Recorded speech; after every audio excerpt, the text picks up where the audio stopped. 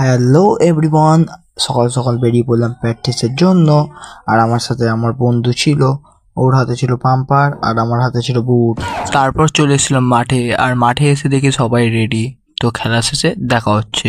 খেলা শেষে সবাই মিলে ক্লাবে বসে আড্ডা মারছিলাম। তো বাড়ি গিয়ে দেখা হচ্ছে আবার। তারপরে চলে এসেছিলাম ঘরে, আর ঘরে এসেই দেখি জোরদার বৃষ্টি দিয়েছে। বর্ষাকাল মানে এমনি যখন তখন বৃষ্টি।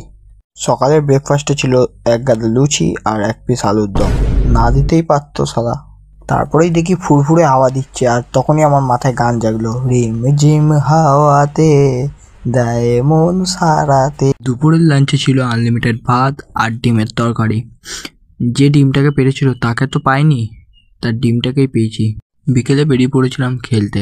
নর্মাল ম্যাচ ছিল, আর ওয়েদারটাকে দেখছো, যখন তখন বৃষ্টি নামতে পারে।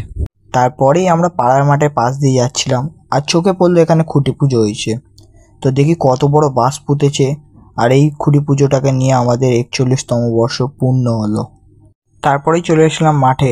তো খেলা শেষে দেখা হচ্ছে। তারপরেই ঘরে এসে দেখি ঘরে অতিথি এসেছিল। তো এটা আমার বড় পেশা ছিল, বড় পেশার বড় মেয়ে আর তার ছেলেও এসছিল। আজকের ভিডিও ভালো লেগে থাকলে লাইক আর চ্যানেলটাকে সাবস্ক্রাইব করে দিও। চলো আজকের জন্য এতটাই, টাটা।